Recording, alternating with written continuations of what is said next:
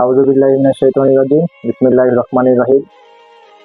মানুষ মানুষের জন্যই, সেই ধারাবাহিকতায় আজকে আমরা চলে আসছি গাজীপুর সিটি কর্পোরেশনের পুবাইল থানার অন্তর্ভুক্ত 40 নং ওয়ার্ড কুদাবো পশ্চিম পাড়ায় আমাদের একজন শুভাকাঙ্ক্ষী, উনি সড়ক দুর্ঘটনায় মর্মান্তিক আহত হয়ে ওনার একটি হাত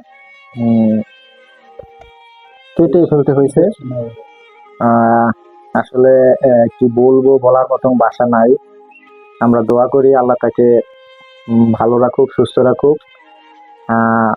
আমি আমার ব্যক্তিগত পক্ষ থেকে ওনার জন্য 1 মাসের চাউল, তেল, আলু, পেঁয়াজ, ডাউল এবং নুডলস সহ আমরা তার কাছে আসছি।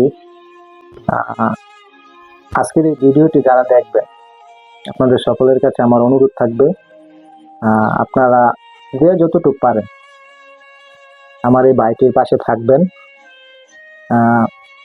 আসলে আপনাদের অল্প অল্প অল্প করে যদি আপনারা তার পাশে থাকেন, আমার মনে হয় না যে তার চলতে ফিরতে অসুবিধা হবে।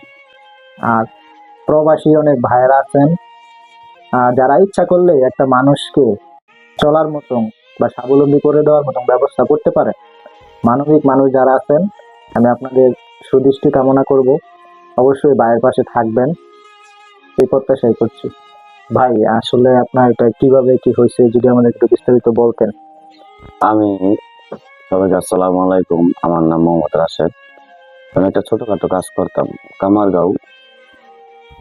তো কামারগাঁও কাজ শেষে আমি এপ্রিল মাসের 7 তারিখে আমি আসতেছি বাসার দিকে কাজ শেষ করে। তো আমাদের পূবালেরই বিদ্যুৎ অফিসের সামনে অটোর সামনে আমি বসেছিলাম। আর এক অটোর ব্রেক ফেল হয়ে গেছিল। অনাকাঙ্ক্ষিত ভাবে আমার হাত প্রথম এই জায়গা থেকে বিচ্ছিন্ন হয়ে যায়। এখান থেকে পরে আমার হাতটা ছিঁড়ে ওই অটোর ভিতরে চলে যায়। আমি পড়ে যাই, পরে আমার এই কোমরটা ভেঙে যায়। তো যখন আমার সিনসাইসে আসার পরে দেখি আমার হাত নাই। এরপরে হাত নিয়ে আর কি আর করার, এরপরে আত্মীয় স্বজন, পাড়া প্রতিবেশী, বিশেষ করে আমার রানা, শাহিন ভাই, সঞ্জয় দা, তারা আমাকে হেল্প করে আমাকে হাসপাতাল নিয়ে যায়। আমার আত্মীয় স্বজন, মা বাবারা অনেক হাসপাতালে ঘুরছি, পঙ্গু হাসপাতালে রাখেনি, সিটি ট্রমা জেনারেল হাসপাতাল রাখেনি, শেখ হাসিনা বা নিউটন রাখেনি। লাস্টে গিয়ে আমাকে এক পর্যায়ে প্রাইভেট ক্লিনিকে সিটি ট্রমা জেনারেল হাসপাতাল, ওখানে আমার ভর্তি করানো হয়। পরে বলছে যে হাত আর লাগানো যাবে না, আর আমার যে কোমর, এই কোমরের ভিতরে রড ভরতে হবে। তো বর্তমানে আমার হাতের এখানে তো দেখতেছেন আপনার হাতটা, আর আমার কোমরের ভিতরে 3টা স্ক্রু দিয়ে দিছে।